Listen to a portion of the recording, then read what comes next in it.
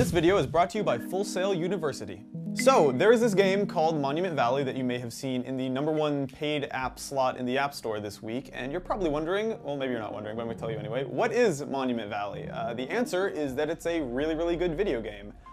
First of all, you'll probably notice that it's super duper pretty, and your instinct might be to say, but Nick, this is some hipster video game isometric bullshit, get this out of my face. And I'm going to say to you, shut up, play it anyway because it's really good, I swear to God.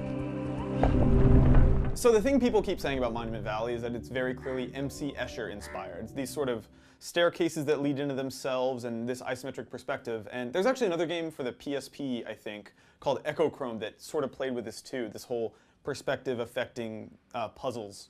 But this game kind of does it in the most elegant, beautiful way possible. The basic controls though are you tap to move your character around the map and you sort of slide pieces of the environment into place to get to certain places. It all sounds super basic, but the way they accomplish it is extremely elegant. Something I value a lot in games is polish. I think that's why I like Nintendo games so much.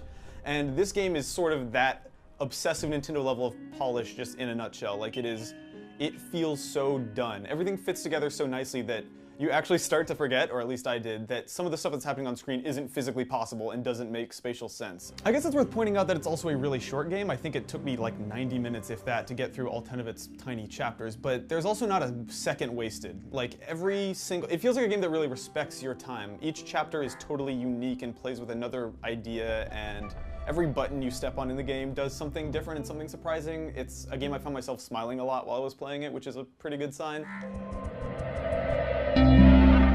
So one thing I really love about Monument Valley is the difficulty, specifically the fact that it never feels too hard or too easy, which is a really hard balance to strike I find in puzzle games. I never caught myself feeling stumped, which is like my least favorite feeling to get from a puzzle game, but at the same time it never felt too easy. Every time I solved a puzzle I felt like a genius and I felt super clever, and that is, to me, that speaks volumes about how polished and how thoughtfully built this whole game is. It's $4, which I think is kind of the perfect price for an experience of this length. Right now it's iOS only, but the developers say there's an Android version coming super soon.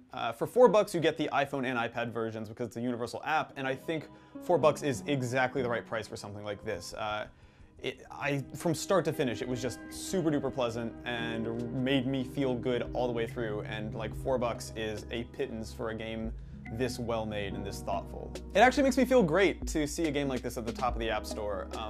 Too often you see like Flappy Bird clones and ripoffs and other things like that in the App Store, and it's awesome to see a game that is like really thoughtful and colorful and polished and beautiful do super well. So yeah, that's what I think of Monument Valley. Obviously I liked it a lot, but if I'm just being a pretentious asshole, feel free to let me know in the comments. But until next time, yeah, Monument Valley. It is $4, and if you have $4 to spend on a video game, you could do a lot worse than this one. So one of my favorite things about Monument Valley is that it was made by a pretty small team, and if you want to get your hands dirty making your own games with a small team, you should consider Full Sail University.